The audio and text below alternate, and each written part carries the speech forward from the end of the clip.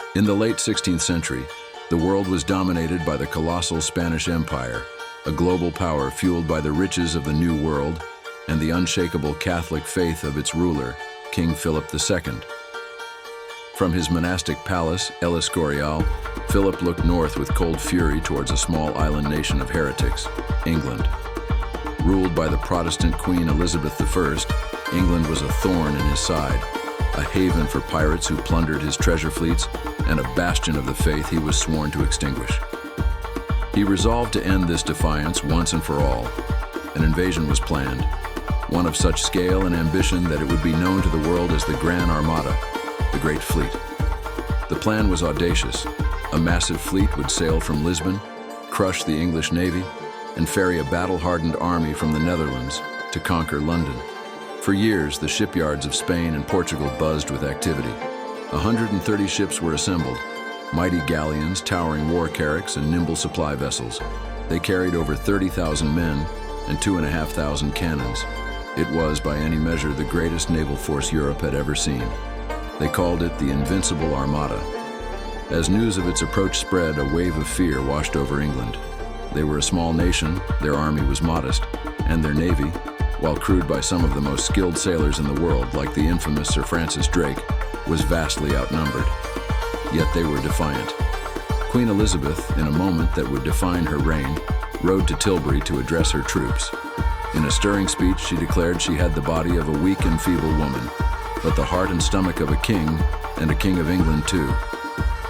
The Armada entered the English Channel in a formidable crescent formation, 7 miles from tip to tip.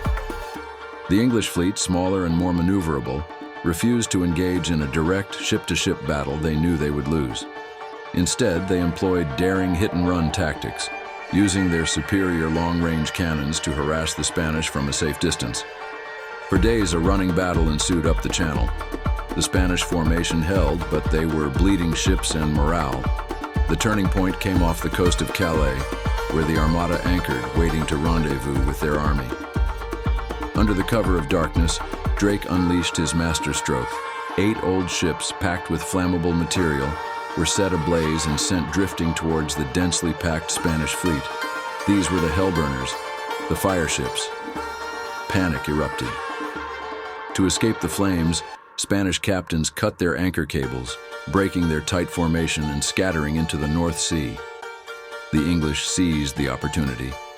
At the Battle of Gravelines, they closed in, their faster ships and quicker-firing cannons wreaking havoc on the disorganized Spanish galleons. The Invincible Armada was battered and broken, but its ordeal was far from over. The prevailing winds prevented a return through the Channel. Their only route home was the treacherous passage north around Scotland and down the wild Atlantic coast of Ireland. It was there that God, as the English claimed, blew, and they were scattered. A series of ferocious storms, the likes of which had not been seen in a generation, slammed into the fleeing fleet. The so-called Protestant wind was more devastating than any cannon. Ships were smashed against the rugged Irish cliffs. Thousands of Spanish sailors who survived the wrecks were met with hostility on shore. Of the 130 ships that had set out with such confidence, fewer than half limped back to Spain.